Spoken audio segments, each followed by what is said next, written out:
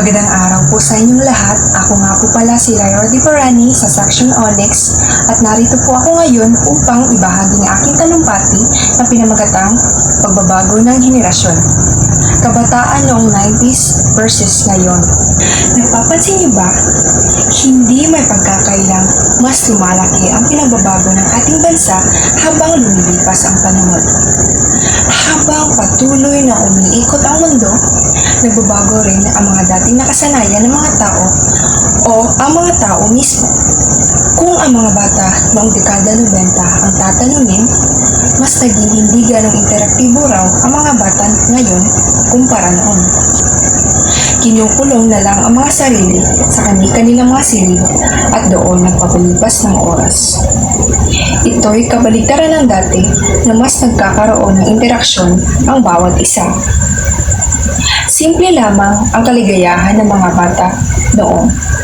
Ngayon ay masyado nang naging komplikado ang kanilang pag-iisip. Dahil sa paglago ng teknolohiya, mas nagiging tutok ang bawat kabataan sa kanilang mga gadget.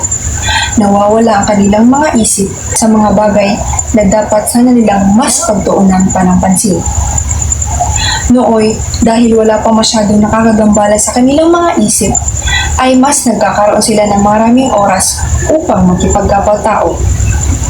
Ngayon, na cellphone, tablet, computer, o kung ano-ano pa man ang kanilang inaatupag, nooy mas masaya at ordinary. Tulad na lamang ng mga larong luksong baka, atintero, Chinese garter, luksong tinik, tumbang preso, at marami pang iba. Hindi natatapos ang araw na hindi sumasapit ang dilim at nag-aamoy araw ang mga bata noon. Kadalas ay nasa labas sila buong maghapon kasama ang kanilang mga kalaro. Ngayon, masasabi kong mas naging malungkot at limitado na ang kanilang pamumuhay. Dahil kadalasan sa kanila ay nasa sulok na ng kanilang mga bahay, nakayukot, nakabaluktot, habang nagtitipa sa kanilang mga gadget. Bagamat, may interaksyon pa rin namang nagaganap, tulad na lamang ng pagpapadala ng mensahe gamit ang kanilang mga telepono, ngunit sa muli ay limitado lamang ito. Kung tungkol naman sa preferensya ng musika at estilo ng pananamit ang ating pag-uusapan, mas malaki rin ang pinagkaiba. Dahil noon, mas nakatuon ang mga tenga ng mga kabataan sa sariling gawa natin o sa OPM. Ngunit ngayon ay mas kinahihiligan na ng mga kabataan na makinig sa mga banyagang kanta. Tulad na lamang ni Niana Guerrero na isang sikat na Gen Z na humahanga sa mga kanta ni Billie Eilish, isang sikat na mga awit sa kasalukuyang panahon.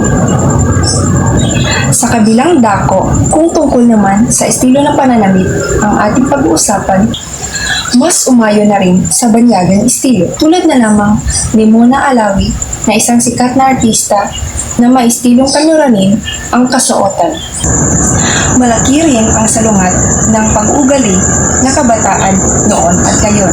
Noon, nakaramihay mas mahigpit ang pagdidisiplina ng bawat magulang sa kanilang mga anak.